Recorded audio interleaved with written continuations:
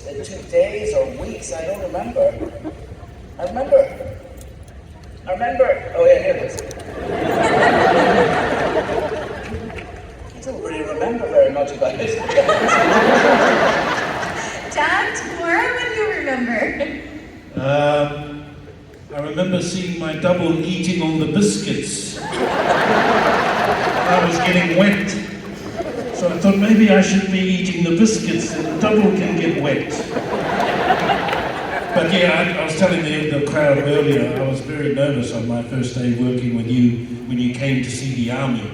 And you were so cool and very, didn't do much. You were just stillness was so powerful. So I was telling the crowd I was trying to out-cool you, but it never worked. I remember the rain, and it was tough to do. We had great help. I started working with Nash Edgerton, who's Joel Edgerton's brother. He's a filmmaker now, and he's an actor, and he's a very good director. But he was a stunt double, and he was my stunt double in Moulin Rouge. And I didn't have many stunts in Moulin Rouge, really. I can't actually remember if there were any, but he was my stunt double in Moulin Rouge. And then because we were in the same studio, and literally we went so over schedule in Moulin Rouge that they came in with bulldozers and Star Wars came in with bulldozers to take our sets down to get theirs up in time for us to start shooting. It was really back to back. And Nash came on to be my stunt double, and he did amazing work. And there is a story that he's told me during this fight in the ring, where he had to do a flip over the top of you. So it's like an aerial move over the top. And I don't do that kind of thing, not even then. But he did, and his mum was there visiting, and she was sitting over in the corner of the set. And when they did the flip, something went wrong, and he hurt himself, and he broke his front teeth. And he looked over at his mum, and he went, I'm fine. And he made a little signal to the stunt guy who took his mum away because he didn't want his mum to see that he'd really hurt himself, But he's really in good shape now, Nash. He looks great. He's got lovely teeth, So I remember that about it.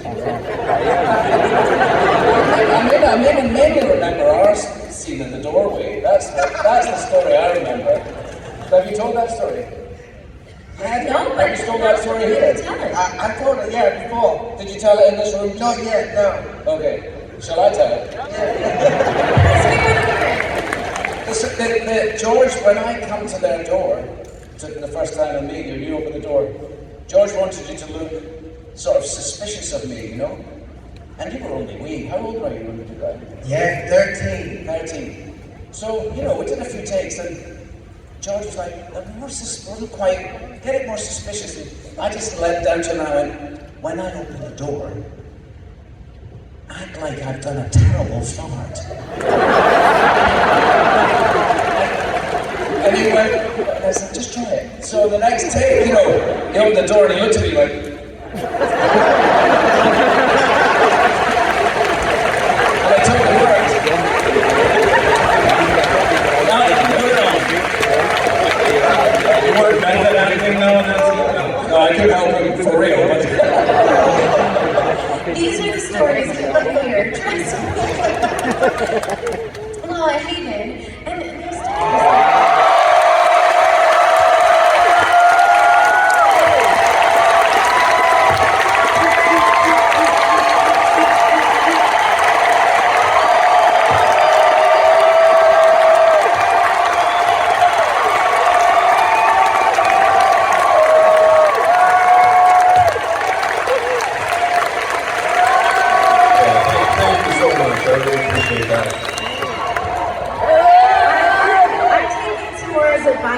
Just act cool right now. Okay, I'm going to talk about some of your epic fight scenes, because this was your first Star Wars movie. So, how much training did you have to do to look so cool with your lightsaber? And we recently saw some photos from Vanity Fair of you looking very cool, practicing with your lightsaber.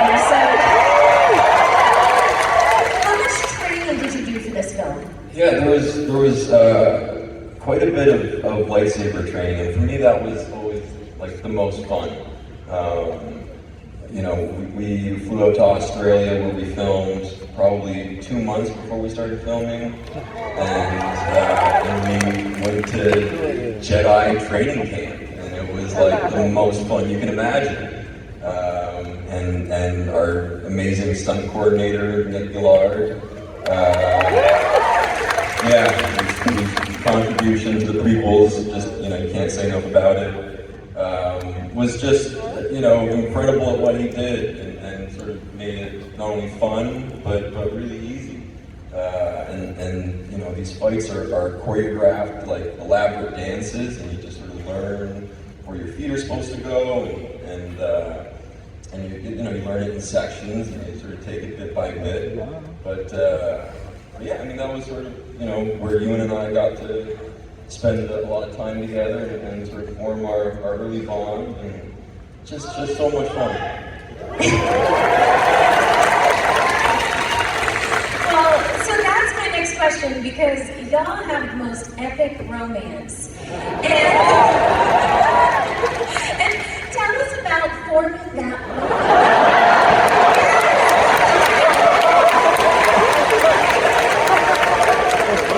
I mean, Ewan, that mullet is on point. And Hayden. People said that I brought the mullet back, you know? I don't think I've ever left. Hayden, the rat tail's sexy too. It's... I always like a little Padawan bird. So how did you all form your brotherly bond, but also the master and apprentice bond? I think, you know, sort of both aspects of that relationship just came very naturally. For me, the sort of the master apprentice aspect, you know, I really looked up to you, and that, you know, that I think sort of lent itself to the work, and Ewan was so gracious with me and kind of took me under his wing, and that was just kind of how our relationship started. And then, of course, the friendship sort of evolved, and that also came very naturally. Yeah. I mean, we just got on really straight away, you know.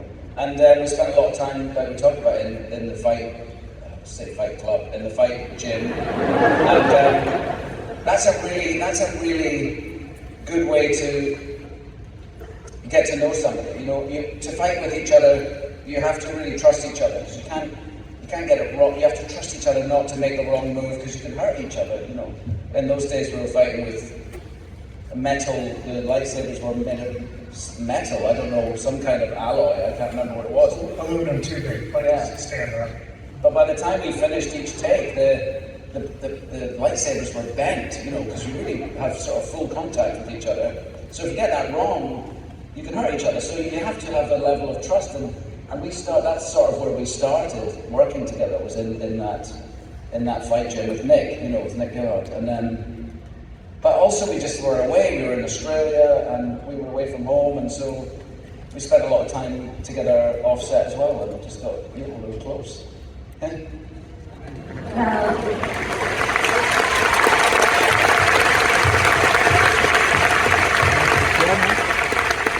So this question is going to be for all of you.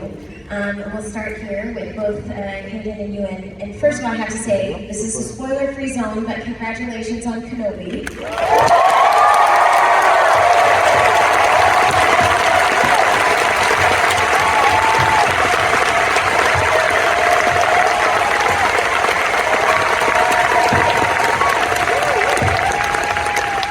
But you know, we're honoring Attack of the Clones, and we're really honoring the maker, George Lucas himself. And you all have had the chance to work with George Lucas and now continue on the Star Wars legacy. Tell us about working with George Lucas on this film, and how have you carried on what he taught you, or his influence into your work today? Yeah, I mean, for me, you know, getting to work with George Lucas and follow his lead and just help him bring this character to life was easily the greatest honor of my professional career. And I guess I always felt like he just gave me this amazing gift in this character. I've always felt a bit indebted to him. And that has sort of turned into, now coming back, I feel a real responsibility towards him and to sort of honor what he's created, because it just is so remarkable, as you all can attest to.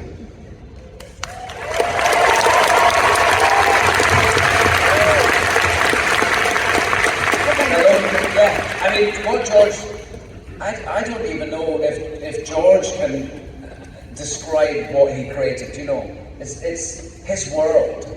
He made us this world that when I was 7 years old, changed our lives, It's true, changed our lives, and we still want more stories told inside this world because we love it, and we understand it, we love it.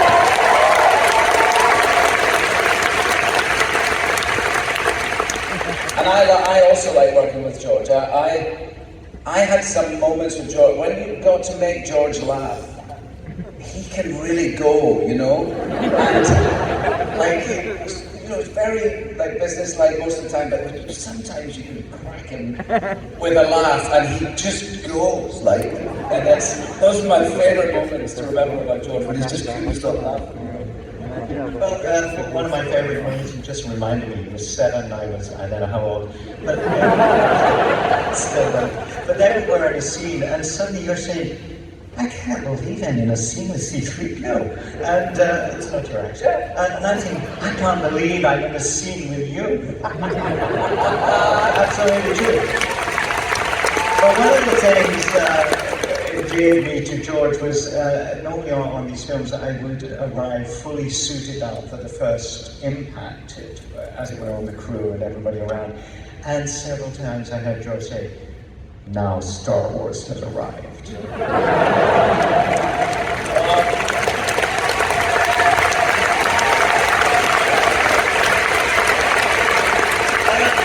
Only because, 3PO was one of the first images that you saw, the first sound you heard. Because George did obviously create this, what has become known as this enormous sandbox, which has given us the opportunity to work in, and you, all of you, the opportunity to play in and belong to each other. And I think that is one of his really great legacies.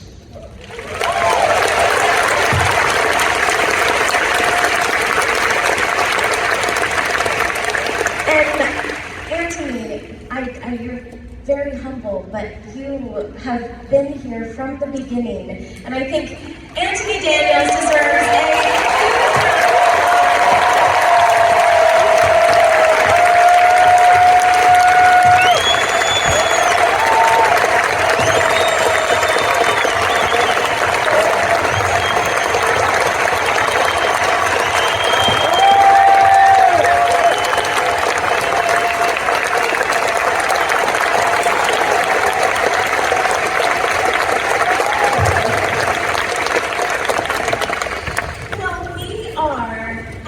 officially out of time. But this was the most amazing panel. It's been my absolute honor to be your host and moderator today. But I think a lot of people in the audience would just love the most epic group photo. So would you mind standing up, coming together for a group photo? Everyone get your cameras ready.